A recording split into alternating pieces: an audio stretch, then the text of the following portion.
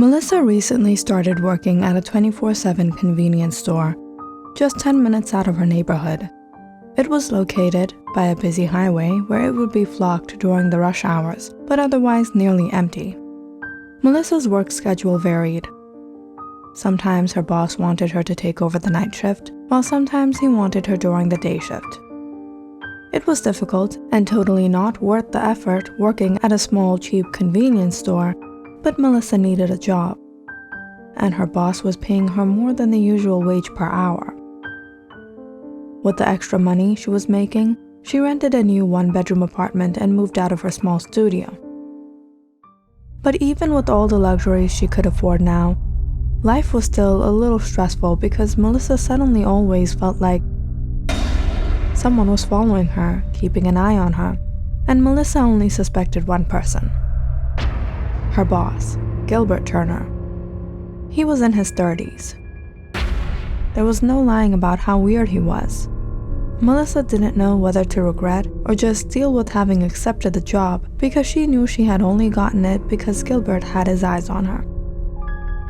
The day she walked in inquiring if he was hiring was the day he gave her the job, just like that. Melissa was of course happy she had gotten the job, but when she started working there, she realized what a creep her new boss was. There was only one other worker at the store. His name was Connor. Over the days, Melissa and Connor became good friends, but apparently there were rules in the convenience store not to laugh or talk too much. Dude, if Gilbert sees us just chilling out, he's gonna get pissed. I know, he's such a creep. Did you see the way he looks at you? Man, he's weird. By the way, I was gonna ask you, is he also paying you $17 an hour? What? 17? You gotta be kidding me, he's only paying me 12, and I do much more work than you. I practically do everything around here. Alright, not gonna agree with the last part, but what's up with the partiality? I told you he's sick. The truth is he's just paying you to stay here. Gilbert usually stayed in his small office at the back of the store. He stayed locked up nearly the whole day, but odd as it was, he always seemed to catch whenever Connor and Melissa would be slacking or even when they would be chatting with each other, even when there were no customers at all. Is this why I'm paying you, Connor? To sit and chat with her? But the store is practically empty, so... If it's empty, why don't you get going to the storage room and clean up? Gilbert then smiled at Melissa. Melissa, you can stay here behind the counter just in case any customer drops by, alright? Okay, Melissa said, trying to avoid making eye contact with Gilbert. But as soon as Connor left, she started to feel uncomfortable because Gilbert was standing there staring at her. I can handle things here myself, Gilbert.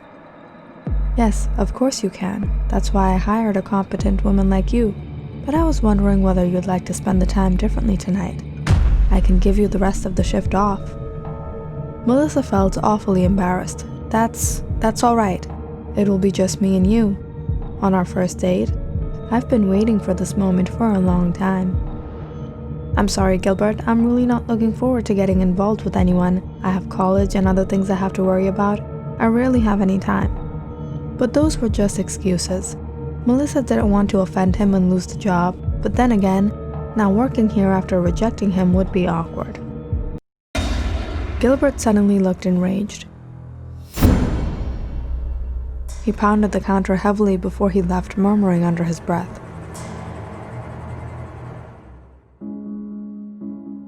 The next day, Gilbert asked Melissa to work the night shift. Melissa reached the store at 7 p.m. Connor was still there. His shift would end soon, when Melissa would take over. She told Connor about yesterday. Why don't you just tell Gilbert to only give you the day shift? I did, but he said it's only for tonight.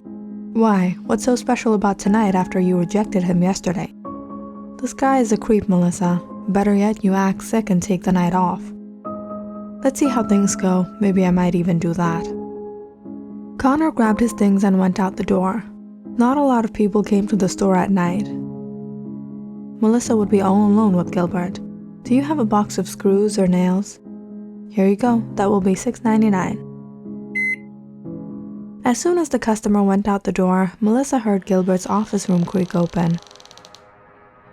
So I see you talking to Connor a lot. Is he the kind of guy you're into? Excuse me, Gilbert, this is personal and I don't want to talk about it. Personal? Haven't things between me and you gotten personal yet? What do you mean, Gilbert? I'm really not comfortable speaking about these things with you. Alright then, why don't you give me a minute to change that? Gilbert hurried to his office. Melissa regretted not leaving with Connor, but now this was her only chance to leave. Suddenly, the lights to the store dimmed out and the music changed to a slow rhythmic beat. Melissa cringed. She didn't even want to imagine what Gilbert had planned tonight. She grabbed her bag and was almost out the door. She was shocked when she realized her tires had been punctured.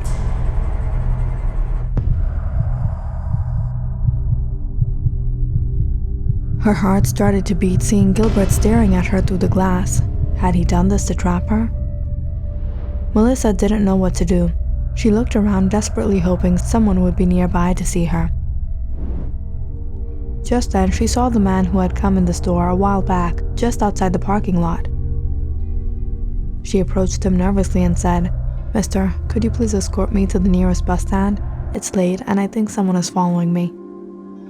Without speaking, the man nodded and pointed the way. Melissa went with him. She didn't want to look back. But instead of the bus stand, the man took Melissa to his car. "It's not safe around here. Why don't I drop you home?" "No, that's all right. I can call an Uber from here, thank you." "Are you sure? I saw how that strange man was looking at you." Just then, Melissa noticed a cab driving down. She quickly raised her hand and ran towards it. "I think I found my ride."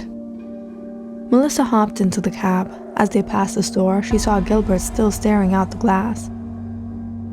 She hid behind the car window, hoping he hadn't noticed her. This was enough. Gilbert wasn't mentally stable. If he could go as far as to puncture her tires, who knew what he planned next? The next day, Melissa went to the store with Connor.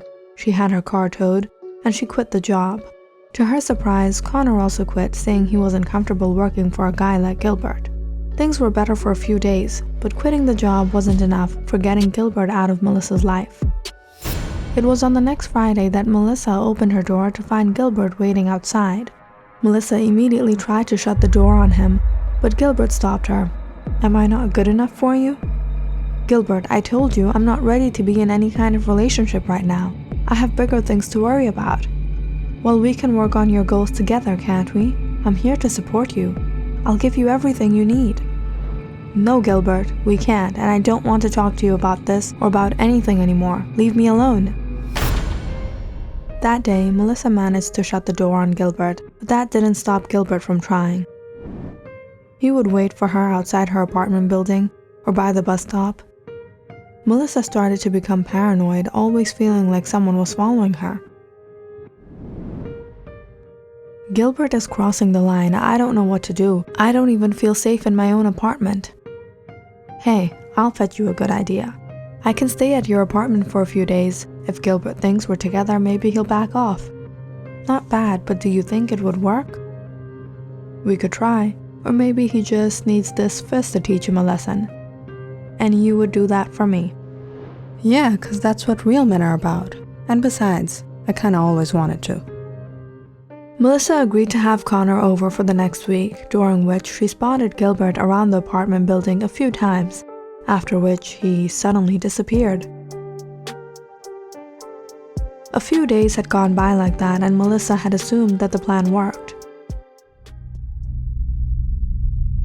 Until one night, at around 1 a.m., she woke up to Connor yelling in the living room.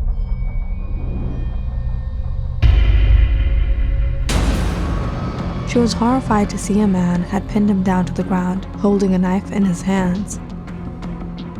Melissa immediately called the police as she begged Gilbert to stop. "Gilbert, have you gone crazy? Let him go!"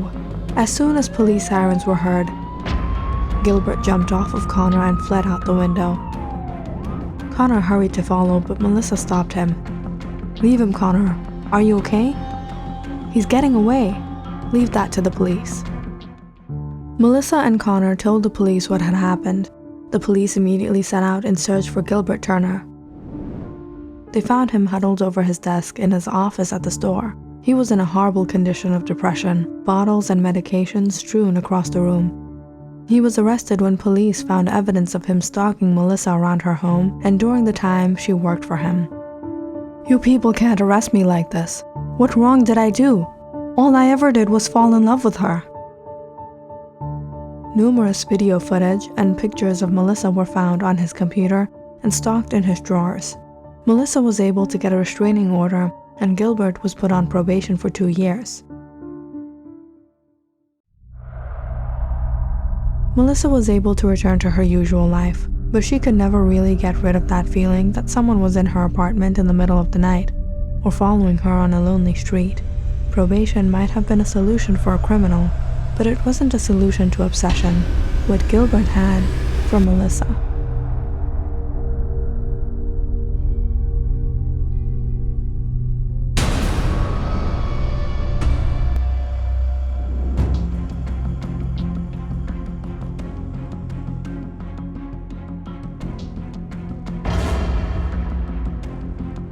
Do you have a box of screws or nails?